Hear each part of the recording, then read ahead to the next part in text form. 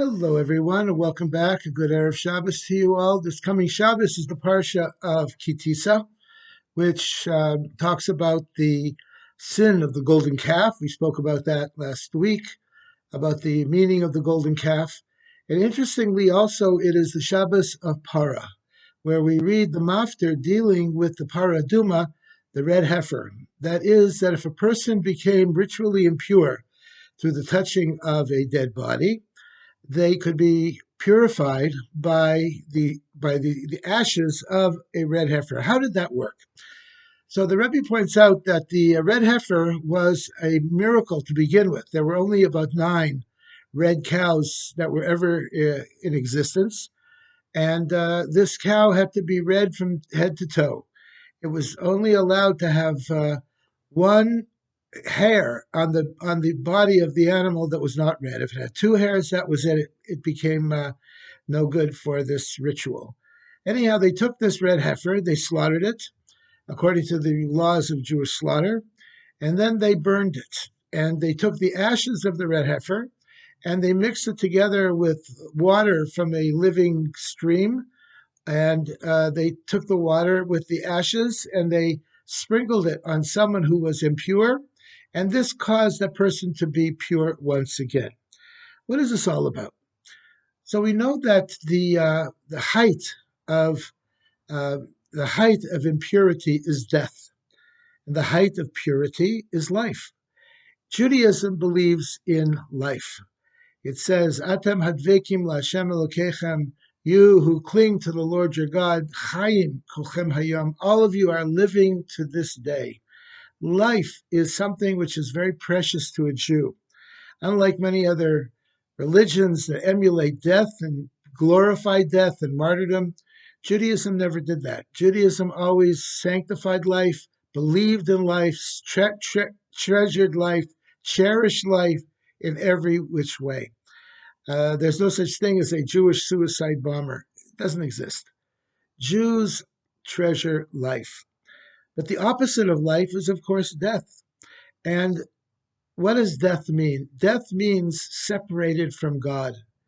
Death, the ultimate idea of death is that we are no longer obligated in the performance of mitzvahs. We no longer can do mitzvahs. In fact, when you go to a cemetery, it is customary to tuck in your tzitzis. If you wear your tzitzis out, you should tuck them in.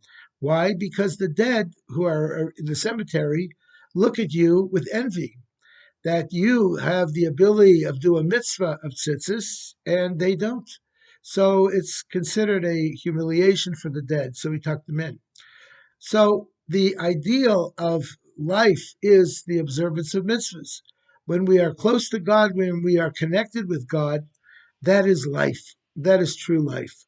And in fact, there's no one happier than someone who is an observant Jew. They have Shabbos, they have Yontif, they daven, they are connected with God, and they are connected with the source of all life, which is godliness. And Torah and mitzvahs, there's nothing like it.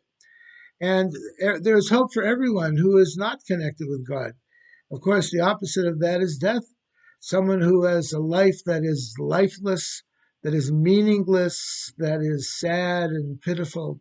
It's like a dead person, unfortunately. So, how do we resolve this? How is it possible for someone who has contact with death, someone who is at such a high level of spiritual impurity, to come back and become living again? And that is through the ashes of the red heifer. Let's take a look at it. First of all, it has to be red. Why red and why a heifer?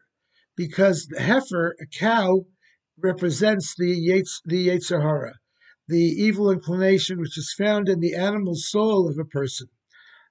We have inside of us both an animal soul and a godly soul. And it is the animal soul that causes us to do sins, to do bad things. We are pursuing our physical desires, and this always gets us in trouble. All physical desires can re, can lead to good, but they can also lead to bad. And all sins are related to our physical desires that we lust for and yearn for physically, to be pleasurable. So we take the source of our physical desires, which is our sins, and we burn them and reduce them to their very essence, which is their ash. And then it has to be red. Why? Because red represents blood, and blood is the passionate, intense life force within the physical body, which causes us to do these wrong things. Then we take the ashes from this animal and we mix it together with water, but not just ordinary water, mayim chaim, water which is living water, moving water, water that has life to it. And this represents the idea of life.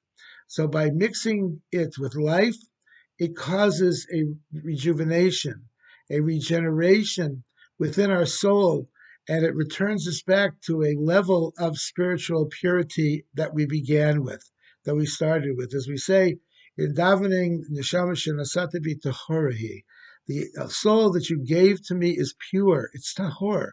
It is pure because you created it in me, and therefore it is completely pure.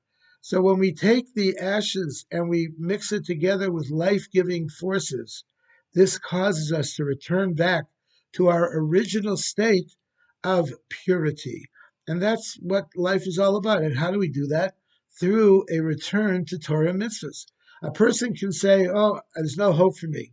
I'm so far down into the depths of sin that there's no way out. I can't get out of it at all. I've lived my life in such a negative way, such lustful, materialistic yearnings and deeds. How can I ever possibly return back to God? And the answer is by connecting with the living waters, you can get back to God. Everyone can return back to God. And I have seen this so many times. People who have gone far away from Yiddishkeit, far away from Judaism, far away from Torah, have returned back to it.